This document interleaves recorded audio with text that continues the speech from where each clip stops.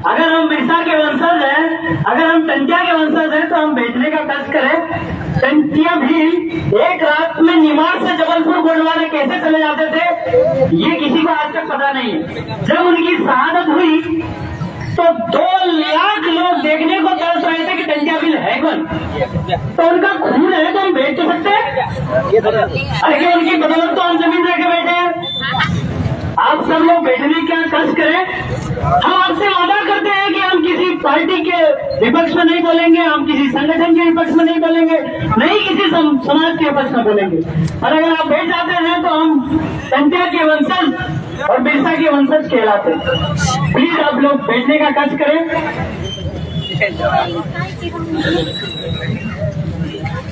इधर भी है जगह, आ जाओ। इधर भी जगह है, आप बैठ सकते हैं। ये सामाजिक कार्यक्रम है। यहाँ 3-3 4-4 बार बोला गया है कि यह सामाजिक कार्यक्रम है। समाज में जैसे जाजम बैठती है वैसा ही कार्यक्रम है। यहाँ किसी पार्टी विशेष का कार्यक्रम नहीं है, समाज विशेष का कार्यक्रम नहीं है, संगठन विशेष का कार्यक्रम नहीं है। जोहार, जय बिरसा। हम लोग आज आप सब लोगों को धन्यवाद कि रावटी जैसे शहर में राष्ट्र मालिक टंटिया भील की प्रतिमा लगाई गई। यहाँ की समिति का सबसे बड़े हम लोग आभारी हैं कि इतना बड़ा काम आपने करके दिखाया। इस देश में जिन्होंने उंगली तक नहीं कटाई उनके नाम किताबों में है, उनके नाम बड़ी बड़ी चौराहों पे है। और अभी आज जिन्होंने वास्तविक में देश के लिए जान दी, जिन्होंने वास्तविक में समाज के लिए जान दी, जिन्होंने वास्तविक में समाज के लिए जमीन बचाई, उस टंटिया भील की प्रतिमा अनावरण हुई है। उसके लिए आप सब लोग जोरदार तालियां समिति के लिए बजा दीजिए। ये काम करना आसान नहीं है। इसमें हर प्रकार का कोऑर्डिनेशन बिठाना पड़ता है, इसमें हर प्रकार का सामंजस्य समन्वय बिठाना पड़ता है। जो आपके यहाँ ये जो समिति है इन्होंने करके दिखाया। तो हम टंटिया भील के विचारों पे अगर हम उनके जीवन परिचय पे अगर हम नजर डालते हैं तो शायद ही भारत के इतिहास में, शायद ही विश्व के इतिहास में लेनिन, कार्ल मार्क्स, इनसे भी बड़ा कोई अगर महान योद्धा है तो वो टंटिया भील है, इसमें कोई शक नहीं होना चाहिए। क्योंकि टंटिया भील एक वो शख्स है जिन्होंने जीवन में ठान लिया था कि हम आदिवासियों की संपूर्ण आजादी लेकर के रहेंगे। उन्होंने उनका जन्मस्थल, उनका जन्म के आखिरी 2 राय है कि उनका जन्म को लेकर के भान सिंह जी के घर में पैदा हुए थे। तो उनमें भी 2 ऑक्सफोर्ड यूनिवर्सिटी को बिरसा बिगड़ ने जो साहित्य दिया है, उस साहित्य में अभी भी समझ जो है 2 मत वाली बात बन रही है। तो उनके जीवन पे परिचय डालना जब तक साबित नहीं हो जाता है तब तक उनके जीवन के जो कार्य है उसमें हमें नजर डालना चाहिए। तो उनका जो कार्य था, उनके साथ 1700 सैनिक काम करते थे। वो सैनिक पे भरोसा करते थे। 1700 सैनिक काम करते थे। उन्होंने अपने जीवन काल में 65,000 ग्राम सभाओं का निर्माण किया था। 65,000 ग्राम सभाओं का निर्माण करके एक गांव से 1,000 लोग, 65 लाख लोगों को अंग्रेजों के खिलाफ खड़ा करके उनको इस देश से जाने पर मजबूर कर दिया था। और जब टंटिया भील की इस लड़ाई में ये सैनिक जब साथ देते थे तो वो जब इस जंगल में निकलते थे, अगर आप जो आपका भीमबेटका है वहां से अगर नर्मदापुरम होशंगाबाद जाते हैं तो बीच में जो 3 से 4-5 किलोमीटर का जो जंगल है, ऐसा ही जंगल पूरा निमाड़ में हुआ करता था। उस किनारे से इस किनारे जबलपुर गोंडवाना तक चले जाते थे, पता तक नहीं चलता था वो एक रात में इतना कैसे चल लेते थे। वो एक विद्वान थे, वो एक ज्ञानी थे, इसमें कोई शक नहीं है कि एक रात में यहां से वहां कैसे चले जाना, समाज के हर सैनिक को संभाल लेना। उन्होंने सैनिक को महत्व दिया था। तो उन सैनिकों के जरिए वो इतना पार करते थे। जब उनको पकड़ा गया जेल में, जब उनको जेल में पकड़ा गया, जबलपुर की जेलों में उन्हें रखा गया, जब उनको मार के लाया जा रही है सूचना गांव वालों को मिली तो ट्रेन के सामने 2 लाख लोग उनका इंतजार कर रहे थे कि टंटिया भील का चेहरा कैसा, टंटिया भील है कौन। वो शख्सियत टंटिया भील थे, हमारी कम्युनिटी से थे, वो भील थे, वो आदिवासी थे। इसकी प्रेरणा जब झारखंड में, जो बिहार था, उन्हीं आंसू गांव खूंटी जिले में उनको बिरसा मुंडा को जब ये बाइक्स मिली, जब पेपर में छपा, उनको पता चला, तो उसी दिन से बिरसा मुंडा ने टंटिया भील के आंदोलनों से प्रेरित होकर के पूरा आंदोलन खड़ा कर दिया। इसकी बदौलत आपको CNT SPT एक्ट, आदिवासी की जमीन गैर आदिवासी को नहीं होना, शेड्यूल एरिया, ये जो आपका 1874 से मिल गया था, ये आपके टंटिया भील की देन थी, आपके पुरखा की देन थी, किसी और की देन नहीं। कोई कानून के विद्वान कोई देन नहीं है, आपके टंटिया भील की देन थी। और बिरसा मुंडा उस आंदोलन से प्रेरित हुए, इतना बड़ा आंदोलन तैयार किया। ये जितने थाने बनते थे वो दिन में बनते थे, रात को टूट के गायब हो जाते थे। ये आपका उस समय जो हमारे बाप दादा उस समय के तथाकथित पुलिस वालों को झपाटा कहते थे, तो हमारे बाप दादा को जो नजरिया था, बिरसा मुंडा को जो नजरिया था, उस नजरिए से उन्होंने 1.5 साल अंदर रह करके इतना बड़ा हथियारबंद आंदोलन चलाया। तब जाकर के आपको इतने बड़े एक्ट मिले, CNT SPT एक्ट मिले, जिसको आज 14 जुलाई के बाद हम आपको एक संदेश भी लेकर के आए हैं जो महत्वपूर्ण है हमारे समाज के लिए। शायद इसके बाद हम नहीं बचेंगे। ये UCC नामक एक कानून आ रहा है, उसके लिए 14 जुलाई तक का सबने, सांसद ने आपसे, कानून विभाग ने आपसे राय मांगी है। आप सब लोग एक ईमेल है, उस ईमेल पे पोस्ट करें और कहें कि UCC कानून, यूनिफॉर्म सिविल कोड, समान नागरिक संहिता हमको कानून नहीं चाहिए। अगर वो आया तो टंटिया भील की जो शहादत के बजाय जो कानून बने, बिरसा मुंडा की शहादत के बजाय जो कानून बने, वो कानून खत्म हो जाएंगे। तो हम लोगों को 14 जुलाई तक, ये तारीख याद रहे, 14 जुलाई तक हमें वो पोस्ट करना है। कोई भी विद्वान उसके बारे में लिखे, जितने भी पार्टी के लोग हैं, संगठन के लोग हैं, उसके बारे में एक बार विचार करें। तो टंटिया भील और बिरसा मुंडा का जो मिशन था, वो मिशन आज समाज की जरूरत है। बिरसा मुंडा का आंदोलन किसी पार्टी से प्रेरित नहीं था, बिरसा मुंडा का आंदोलन किसी संगठन से प्रेरित नहीं था, टंटिया भील का आंदोलन किसी संगठन से प्रेरित नहीं था, टंटिया भील का आंदोलन किसी पार्टी से प्रेरित नहीं था। उनका आंदोलन की प्रेरणा जो है आदिवासी समाज से मिलती थी। तो वही आदिवासी समाज का सामाजिकता खड़ी करनी है। पार्टी विशेष का नाम न लेते हुए, संगठन विशेष का नाम न लेते हुए, हमको सामाजिकता को बढ़ावा देना है।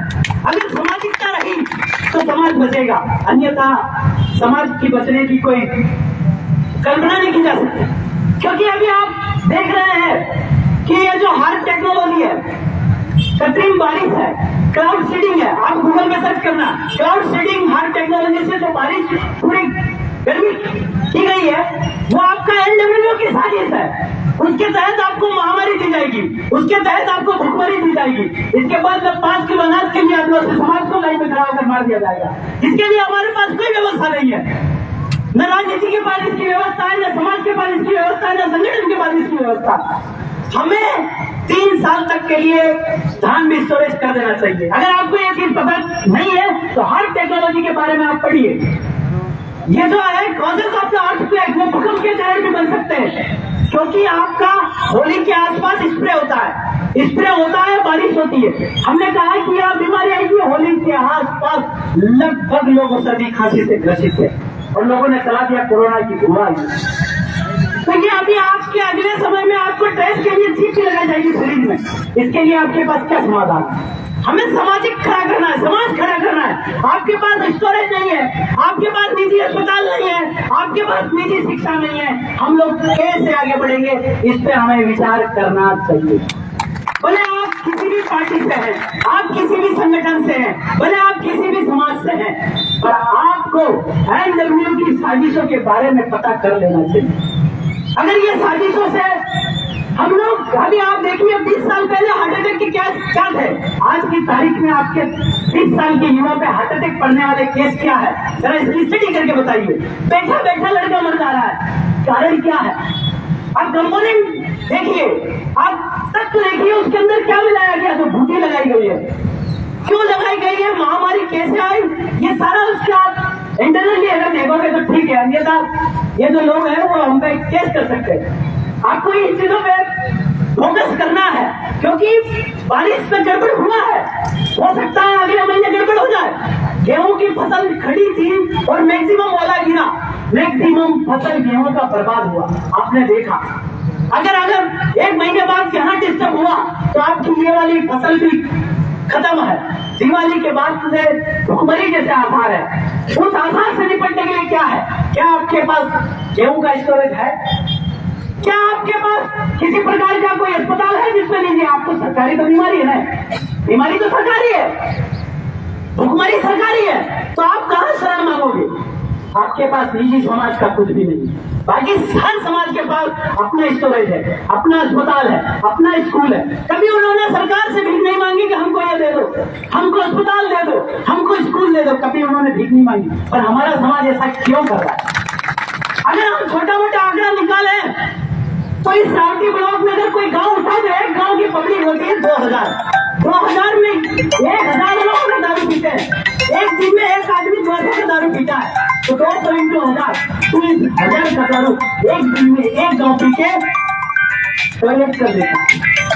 अगर एक गांव, एक पंचायत का 5 गांव है, 30 इंटू 5, 1 लाख का दारू पी के आप एक पंचायत एक दिन में, पूरी रावटी में कितने गांव, कितनी पंचायत, अगर गुणा करोगे तो करोड़ों का दारू एक दिन में पीके। फिर आपके पास ऑक्सफोर्ड यूनिवर्सिटी, यानी कि मैंने गिना था, तो आप एक दिन में पूरे रतलाम जिले के आदमी 40 करोड़ का दारू पीके एक दिन में। एक महीने का अगर खर्च करें तो ऑक्सफोर्ड यूनिवर्सिटी आपके इलाके में नहीं हो सकती, आरपीएस जैसा स्कूल आपके यहाँ नहीं हो सकता। अगर 1 लाख रुपए एक टीचर को आप तनख्वाह दो तो 10 साल की कुर्सी छोड़ के आ जाएंगे, मैं तो 1 लाख रुपए दे दूंगा, वहां पढ़ाने जाओ। पर हमारी सामाजिकता देखो, हमारी सामाजिकता में डिस्टर्ब है, हमारी सामाजिकता में बड़े पार्टी है, हमारे सामाजिकता में बड़े मोहल्ले संगठन है। इस वजह से हमारा समाज सक्सेस नहीं हो पा रहा है। आपका यूसीसी आया, यूनिफॉर्म सिविल कोड आया, अगर इसके बाद से आपका 5वीं अनुसूची खत्म हो जाएगा, 6वीं अनुसूची खत्म हो जाएगा, आपका पर्सनल लॉ खत्म हो जाएगा, रूढ़ी प्रथाएं खत्म हो जाएगा, तो आप आदिवासी नहीं रहेंगे। इस देश में आदिवासी होना बड़ी बात है। अगर भगवान से भी बड़ी बात अगर कोई है तो आदिवासी होना है, क्योंकि इस देश में भगवानों को भी आदिवासियों की दर्जा नहीं है। आपको पहचानना होगा, इस देश में जो आदमी धोती और पगड़ी से संबंध रखता है वो आदिवासी है, कबीलाई है, और जो आदमी टोपी से संबंधित रखता है वो आदिवासी नहीं है। और ये मैक्सिमम 40 टोपी है, उनको आप पहचानो, उन टोपी को सीधे से रिजेक्ट करना होगा।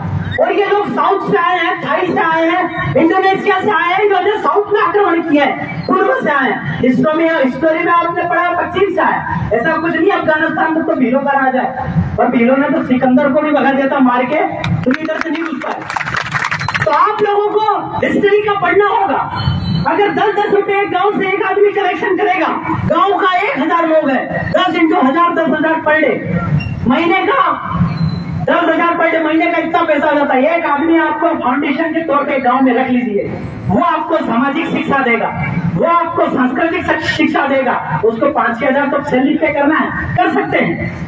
अगर ये हुआ तो आने वाले समय में सामाजिक कल्याण दिखेगा। अगर ये नहीं हुआ तो आने वाले समय में राजनीतिक कल्याण भी नहीं दिखेगा और राजनीति भी तुम्हारी नहीं रहने वाली। ये सारा कॉमन सिविल कोड के बाद में सारे की सारा जो है, आपका सीट भी नहीं बचेगा, आपका ट्राइबल रिजर्वेशन भी नहीं बचेगा, कुछ भी नहीं बचेगा। ये चाल देश की नहीं है, इंटरनेशनल चाल है। ये बिल गेट्स वगैरह होते बड़े बड़े लोग, होली के आसपास बिल गेट्स इंडिया आया था, NWO का साइन हुआ, G20 को 1 वर्ल्ड 1 फ्यूचर 1 मिलिट्री का जो कॉन्सेप्ट है, डीपॉपुलेशन जनसंख्या नियंत्रण, हम उनकी नजरों में देशभक्ति पर, हमारी नजरों में तो मौत क्यों, हमारी नजरों में मौत है। उस मौत जो आ रही है मौत, उससे नहीं बचना है। अभी तक तो जमीन पे आ पड़ी थी, संजय अमीर बिरसा का एक ही नारा था, जमीन रहेगा तो जंगल रहेगा, पानी रहेगा। तो जो जमीन है आज की तारीख में आपको मैक्सिमम जगह से डिस्प्लेस किया जा रहा है, तो जमीन को बचाना मूल उद्देश्य होना चाहिए। आपका सेटिल एरिया से बहुत सारा इलाका खत्म कर दिया, पिछड़ा का इलाका खत्म कर दिया, रतलाम ग्रामीण खत्म कर दिया। उसके लिए आपको सामूहिक फाइट करने की जरूरत है। हर जगह जो जिस प्लेटफॉर्म में है, जो जिस पार्टी में है, वहीं से आपकी लड़ाई चालू करो। कहो कि हमको हमारा एरिया सुरक्षित चाहिए, टंटिया भील और बिरसा मुंडा ने अपनी जान देने पर जमीन का एक टुकड़ा नहीं दिया। हम विकास के चक्कर में नहीं लगना चाहिए। ये विकास जो है वो आपका 10,000 की नौकरी देकर के 100 करोड़ की जमीन लेने जैसा है। तो हमें 100 करोड़ की जमीन बचाना उचित है। कोई नौकरी लगाया वो क्या 100 करोड़ की जमीन खरीद पाया? तो हमें जमीन पे ध्यान देना चाहिए। यह सारी जमीन को छीनने की साजिश है। अगर जमीन पे हम कायम रहे तो बिरसा और टंटिया के विचारों को कायम करने में हम सफल होंगे। अन्यथा जमीन चली जाएगी तो हम नहीं बचने वाले। अगर जमीन चली गई तो आप एक माइंड में रिव्यू करो, काले में जैसी हालत हमारी हो जाएगी। तब तबूड़े लगा के रोड पे हम लोग बैठेंगे, बिना जमीन की वैसी हालत होती है। और जमीन वाला आदमी विस्थापन की डेफिनेशन, बहुत सारी बात है कि विस्थापन हो रहे हैं। विस्थापन का डेफिनेशन ये होता है कि एक आदमी उठ के हमेशा के लिए चला जाता है। विस्थापन की डेफिनेशन ये होती है कि एक आदमी हमेशा के लिए चला जाता है, उसको विस्थापन बोलते हैं। हमारे लोग हमारी जमीन पे 4 महीने काम करके आकर के वापस जमीन पे बैठ जाते हैं। विस्थापन नहीं, इसको शून्य विस्थापन कहते हैं। विज्ञान की परिभाषा में पंखा गोल गोल चलता है, उसका विस्थापन शून्य होता है। तो ये विस्थापन शून्य है, पर हमसे जमीन छीनने की कोशिश ना करें। अभी बहुत सारे ऐसे प्रोजेक्ट आ रखे हैं, कहीं डैम आ रखा है, कहीं आपका निवेश आ रखा है, कहीं आपका फलाना आ रखा है। उनमें मैक्सिमम जमीन हमारे ही जा रही है। हम तो ये कहते हैं टंटिया अगर बिरसा के विचारों पे अगर चलते हो तो हम तो ये कहते हैं आपको कि तालाब में मछली मार के खा लेना, पर इधर बाजार में ना। क्योंकि यहाँ से ये पूरी साजिश आपको षड्यंत्र के हो रहा है। ये जो आपका बाजारवाद है, ये आपका डिक्शनरी की औलाद है। कौन है? डिक्शनरी मतलब क्या? अंग्रेज छाई आए, छाई से लड़कियां उठाई जो अनुवाद कर सकते हैं, मतलब डिक्शनरी। उस शब्द को वो इधर आए, बॉम्बे के जो पोर्ट है उस पोर्ट के आसपास इन्होंने घर बनाए, तो उन्होंने बाजार की स्थापना करी। ताकि क्या बाजार में ये होता है कि ये नहीं कहे कि हम अंग्रेजों की नाजायज औलाद है तो गांव वाले नजाड़ेंगे नहीं। यह कॉन्सेप्ट था, तो इन्होंने बाजारवाद की स्थापना करी। और यहाँ बाजार की स्थिति देख सकते हैं। अगर गांव का आदमी ही गांव की जो गंदी हरकतें करके बाजार में पड़ा, उसको कोई शर्म नहीं है। अगर वो गांव में आ जाए तो उसको शर्म के मारे दूरा कर दे। ये गांव की स्थिति है। हमको गांव किसी भी हालत में गांव को डूबने नहीं देना है। ये बाजारवाद का जो कॉन्सेप्ट है, इससे हमको दूर जाना है। अगर इससे दूर हुए तो हम हमारी जमीन बचा पाएंगे, अन्यथा हमारी सारी आबादियों के नाम पे जमीन चली जाएगी। इस जमीनों को बचाने की जिम्मेदारी आपकी है, हमारी है, हर आदमी की है। कोई नेता हमको लड़के जमीन दिलाने वाला नहीं। अभी आपका एक्सपोर्ट बिल आया, एक्सपोर्ट बिल में ये कहा गया कि जिंदा जानवर को एक्सपोर्ट किया जाएगा। आप समझ रहे हो इस चीज को? जिंदा जानवर को चाइना इंपोर्ट किया जाएगा, एक्सपोर्ट किया जाएगा। तो एक्सपोर्ट बिल के खिलाफ कितने अपोजिशन आया? नहीं आया। आपका सेडिमेरिया में एसीकेट आया, स्पेशल इन्वेस्टमेंट जोन, जिसमें कहा गया कि आदिवासी को पूछे बिना हम जमीन ले लेंगे। एक भी अपोजिशन हुआ नहीं हुआ। सामाजिक परिवर्तन कहाँ है? दिख नहीं रहा। तो सामाजिक परिवर्तन के लिए आप हमको आगे आना पड़ेगा। सामाजिक रीति रिवाजों को पुनः स्थापित करना होगा, तब हम रूढ़ियों में वापस जाएंगे और हमारी जमीनें बचा पाएंगे। अन्यथा आपके और हमारे बचने में चांसेस नहीं दिख रहे, क्योंकि हर टेक्नोलॉजी, आप लोग गूगल पे लिख लीजिए, हर टेक्नोलॉजी, क्लाउड सीडिंग, आपका NWO, one world one military one depopulation, ये चीज आपको करके ही आपको बूटी लगाई जाएगी। बूटी के बाद आपकी चिप लगाई जाएगी टेस्ट करने। एक्चुअल में वो माइंड कंट्रोल करेंगे। आने वाले समय में आपको बच्चा भी लेफ्ट से मिलेगा। आप सर्च करिए, लेफ्ट से आपको बच्चा दिया जाएगा। क्यों दिया जाएगा? वो कहेंगे कि तुम्हारे बच्चे एक्सपर्ट नहीं है, तुम्हारे बच्चे जो है वो आपके इंटेलिजेंट नहीं हो सकते, तो वो कहेंगे कि हम लेफ्ट से आपको बच्चा देंगे। ऐसा दौर आने वाला, ये दौर आपको देखना चाहिए। तो इन चीजों के लिए आप लोग फाइट करिए। खास करके जो फिलहाल में जो जमीन जा रही है उस जमीन के लिए संघर्ष करेंगे। अन्यथा टंटिया भील और बिरसावाद को यहाँ स्थापित करने का कोई मतलब नहीं, अगर आप अपनी जमीन नहीं बचा पाते तो जमीन सबसे बड़ा मुद्दा है। और आपका गांव का स्वशासन तभी आएगा जब आपकी हमने आपको आंकड़ा बताया कि 20-40 करोड़ का दारू एक दिन में पी के आप एक पंचायत जा रही है, तो पूरे रतलाम जिले में 40 करोड़, तो 40 करोड़ एक दिन में पैसा जा रहा है। महीने का कितना होगा अगर जोड़ लो तो ऑक्सफोर्ड यूनिवर्सिटी भी तुम्हारी है, IIT भी तुम्हारी है, दिल्ली का एम्स भी अपने इलाके में ही बन सकता है। हमारे पास पानी है, हमारे पास लकड़ी है, हमारे पास सब है। इसके बाद में पत्थर होने के बाद में आरा मशीन उनकी है, पत्थर होने के बाद में गिट्टी की जो क्रेशर बनी उनकी है, लकड़ी होने के बाद में आरा मशीन उनकी है, पानी होने के बाद भी बिस्लरी उनकी है। तो हम क्या कर रहे हैं? हम कर क्या रहे हैं? बस खाली होटल में जाके चाय पीना।